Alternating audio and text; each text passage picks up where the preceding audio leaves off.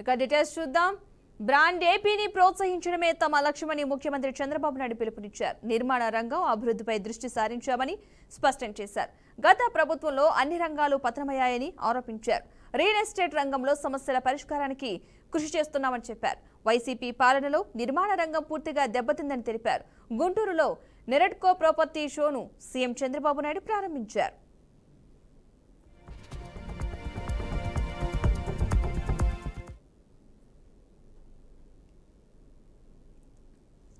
Advantage వచ్చింది.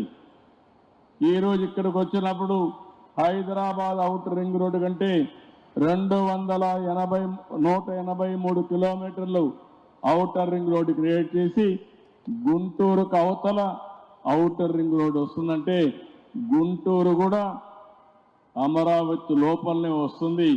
ఈ రెండు కూడా కలిసిపోయే అవకాశం ఉందని చెప్పి కూడా నేను మీకు తెలియజేస్తున్నా. అందుకే నేను మిమ్మల్ని అందరినీ, ప్రభుత్వం అయితే ఒక స్పష్టంగా ఉన్నాం, అభివృద్ధి మా నినాదం. అభివృద్ధి చేశాం, చేసిన దాఖలాలు ఉన్నాయి. మళ్ళీ అలాంటి అభివృద్ధి చేయడానికి ఈ ప్రభుత్వం ముందుకు వస్తున్నాం. మేము ఒకటే ఆలోచిస్తున్నాం, మౌలిక సదుపాయాలకు ఎక్కువ పెద్దపీట వేస్తున్నాం. నాలెడ్జ్ ఎకానమీకి ముందుకు పోతున్నాం. ఈరోజు ఆంధ్రప్రదేశ్ రాష్ట్రాన్ని మీరు ఒక్కసారి చూస్తే తీర ప్రాంతం ఉంది, అనేక పోర్ట్లు వచ్చే అవకాశం ఉంది. భవిష్యత్తులో పోర్ట్ లెడ్ మ్యానుఫ్యాక్చరింగ్ ఎకానమీ వస్తే ఎకానమీ భూమి అయ్యే పరిస్థితి వస్తుంది.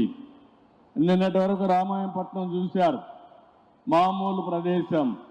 ఈరోజు ఆ రామాయంపట్నంలో ఒక పోర్ట్ వస్తూ ఉంది. అదేవిధంగా బీపీసీఎల్ అయితే 70-80 వేల కోట్ల రూపాయలు పెట్టి రిఫైనరీ తీసుకొస్తున్నారు. వాళ్ళు వచ్చిన తర్వాత ఇంకా కొంతమంది వచ్చి భవిష్యత్తులో రామాయంపట్నం ఒక ఇండస్ట్రియల్ టౌన్షిప్గా తయారయ్యే పరిస్థితి వస్తుంది.